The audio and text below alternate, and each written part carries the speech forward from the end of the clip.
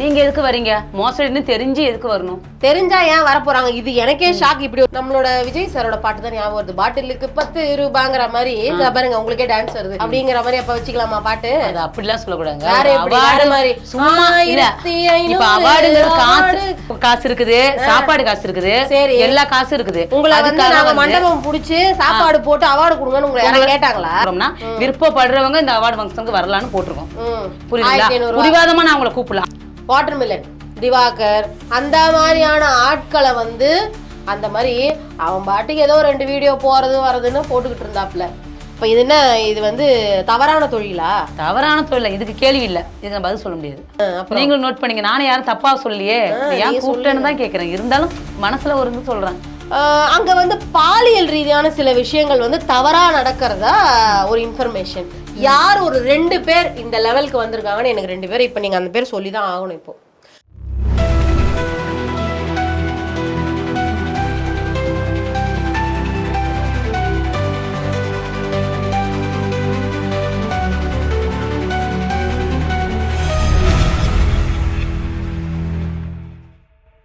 இன்ஸ்டாவில் வந்து நாங்கள் இது ஃபோட்டோ போடுறோம், வீடியோ போடுறோம், அதை வச்சு நீங்கள் என்ன பிரபலமாக்கி நீங்கள் என்ன வந்து ஒரு ஆர்டிஸ்ட்டாக நீங்கள் கூப்பிடுறீங்க அப்படிங்கிற அந்த ஒரு இது மட்டும் உங்களுக்கு போதும். சமுதாயத்தில் ஏன் என்ன கெட்டு போனாலும் அதை பற்றி நம்மளுக்கு கவலை இல்லை அப்படின்னு சொல்ல வரீங்க. இன்ஸ்டாகிராமில் வந்து என்ன போடுறோன்னா 1500 1000 சிம் போடுறோம்.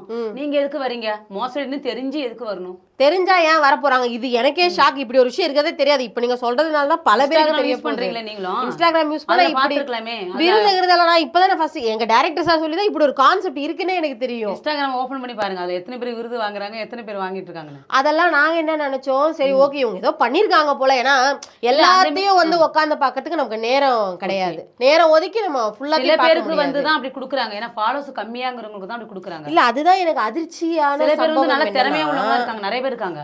அப்போ அவங்களும் கொடுத்திருக்காங்க. ஒரே மேடையில திறமை உள்ளவங்களுக்கும் நீங்க கொடுக்குறீங்க, திறமை இல்லாதவங்களுக்கும் நீங்க கொடுக்குறீங்கன்னா எனக்கு புரியல. நீங்க என்ன நியாயப்படுத்த விரும்புறீங்க? எல்லாத்துக்கும் இப்போ எப்படி சொல்றதுன்னா, திறமையா உள்ளவங்களுக்கும் கொடுக்குறாங்க, திறமை இல்லாதவங்களும் கொடுக்குறாங்க. ஏன் கொடுக்குறீங்க? திறமை இல்லாதவங்களுக்கு ஏன் கொடுக்குறீங்க? திறமை நம்ம வரட்டும்னு தான் கொடுக்குறது. அப்ப விருது கொடுத்தா திறமை வளரும்னு நீங்க நம்புறீங்க? திறமை இல்லாதவங்க திறமை வளரும் நான் நினைக்கிறேன். நல்ல விஷயம், நல்ல நினைப்புங்க. இன்னொரு விஷயம், இப்போ இந்த மாதிரி அவார்ட் ஃபங்க்ஷன்லாம் நடத்துறீங்க இல்லையா?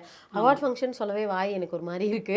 ஸோ இந்த மாதிரி விழாக்கள்லாம் நீங்கள் நடத்துறீங்க, கூட்டம் கூடி எல்லாம் காசு கலெக்ட் பண்ணி எல்லாம் பண்ணுறாங்க, ஓகேவா? இதில் வந்து சில வீடியோக்களில் வந்து பார்த்தீங்கன்னா காசு கொடுத்து விருது வாங்குறதுக்கு உள்ளே வராங்க. உள்ளே வந்து அங்கே ஒரு 100 பேர் இருக்காங்க. வரவங்க வந்து அப்படியே வந்து பார்த்தீங்கன்னா அவங்கவுங்களுக்கு பிடிச்ச நபரோட அப்படியே வந்து பேச்சப் ஆயிடுறாங்க. இது வந்து ஒரு சமுதாய சீர்கேடு இல்லையா? அவார்டு கொடுக்கறது வந்து திறமையை பார்த்து தான் கொடுக்குறாங்க. அங்கே வந்து சில பேர் வந்து தப்பு பண்ணுறாங்களோ அது நாங்கள் சொல்ல முடியாது. அவங்களோட விருப்பம். யார் கூட வேணாலும் டான்ஸ் ஆடலாம், யார் கூட வேணாலும் பேசலாம். நான் அவங்கள போய் கண்டிக்க முடியாது. அதாவது நீங்க வந்து ஸ்பேஸ் கொடுக்குறீங்க.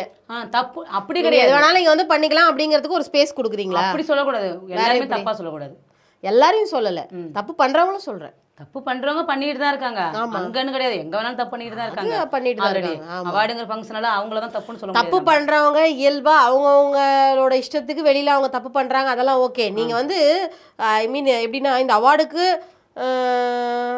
நம்மளோட விஜய் சாரோட பாட்டு தான் ஞாபகம் வருது. பாட்டிலுக்கு 10 ரூபாங்கிற மாதிரி பாருங்க, உங்களுக்கே டான்ஸ் வருது.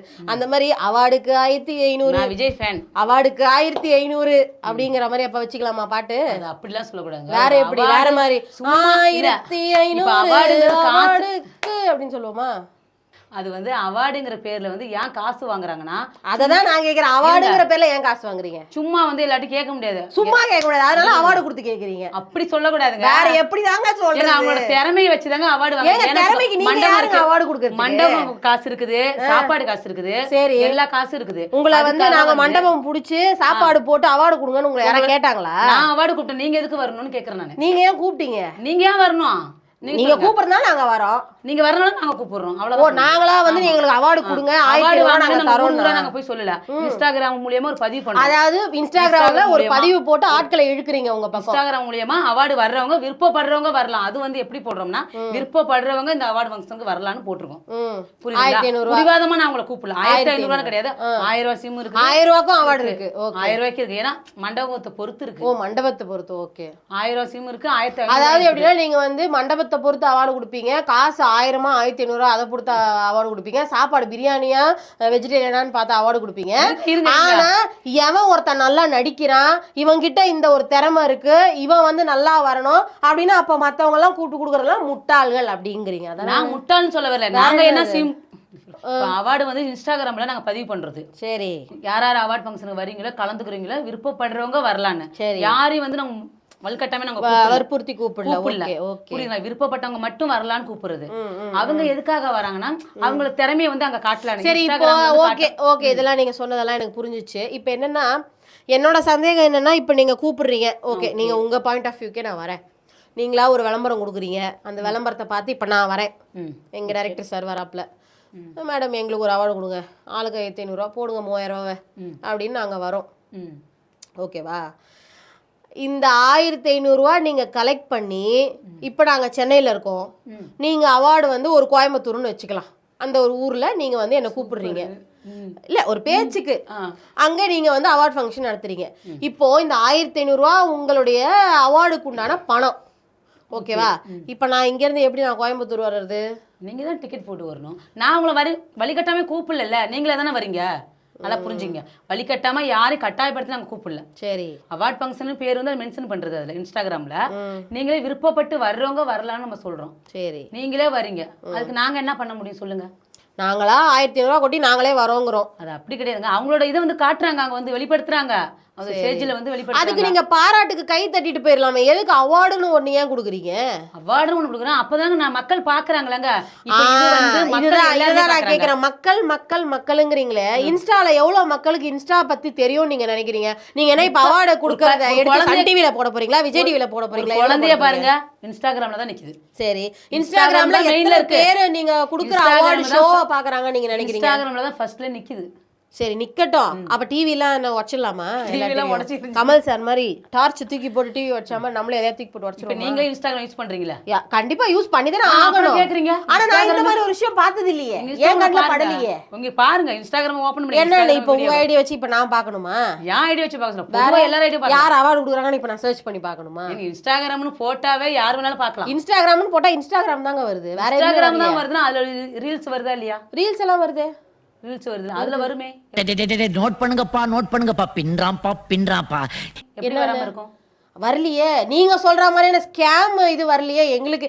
எனக்கு தெரிஞ்ச வந்து ஒரு வேற சேனல்ஸ்ல இப்ப கொடுக்குறாங்க இல்லையா, ஒரு நல்ல ரெப்யூட்டட் சேனல்ல வந்து கொடுக்குற அவார்ட்ஸ் தான் எனக்கு வருது. ஏன்னா திறமையான உள்ளவங்களும் இருக்காங்க. அதாவது பொதுவான வீடியோல சொல்லணும் அப்படின்னா வந்து Vijay television awards, Vikatan awards, Black Sheep awards, இதெல்லாம் தான் நான் பார்த்துருக்கேன் இது வரைக்கும். எனக்கு ரீல்ஸில் வந்ததாகட்டும் இல்லை யூடியூப்பில் நான் பார்க்குறதாகட்டும். ஸோ நீங்கள் சொல்கிறது வந்து எனக்கு ரொம்ப புதுசாக இருக்குது.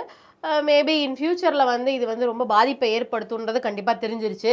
இன்னொன்று வந்து இப்படி திறமை இல்லாத ஆட்களுக்கு கூப்பிட்டு வச்ச அவார்டு அது இதுன்னு அவங்கள தூக்கி சும்மாவே மேலே வைக்கிறதுனால தான் நம்ம அந்த யார் அவர்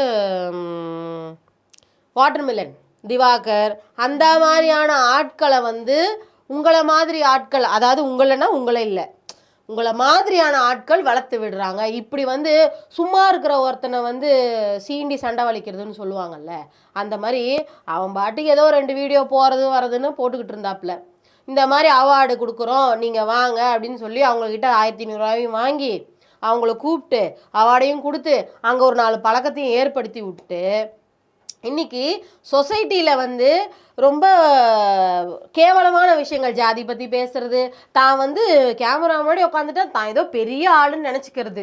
அப்போது இதுக்கெல்லாம் ஊண்டுதலாக இருக்கிறது இந்த அவார்டு அப்படிங்கிறது என்னோட கருத்து. இதுக்கு நீங்கள் என்ன சொல்கிறீங்க? நான் அவார்டுன்னு நான் சொல்ல முடியாது, சில பேர் வந்து அப்படிதான் பண்றாங்க. பொதுவாக எல்லாருமே சொல்ல முடியாது. சரி, எல்லாரையும் நானும் சொல்லலை. இப்போ இந்த மாதிரி அவார்ட் ஃபங்க்ஷன் சொல்லி கூப்பிடுறீங்க, ஓகேவா? அங்க வந்து பாலியல் ரீதியான சில விஷயங்கள் வந்து தவறா நடக்கிறதா ஒரு இன்ஃபர்மேஷன். இதை நீங்க இதுக்கு நீங்க என்ன பதில் சொல்ல போறீங்க? அப்படி ஒன்றும் அங்கே நடக்கலையே. ஒன்றும் நடக்கல. அங்கே அப்படி நடக்கல. ஓகே. ஜாலியாக ஆடுவாங்க, மேடையில் டான்ஸ் ஆடுவாங்க, ரீல்ஸ் பண்ணுவாங்க, பாட்டு. நான் கூட ரீல்ஸ் பண்ணியிருக்கேன், பாட்டு ஆடிருக்கேன், டான்ஸ் ஆடிருக்கேன் மேலே நின்று. மித்தபடி அந்த மாதிரி எதுவுமே அங்கே நடக்கல.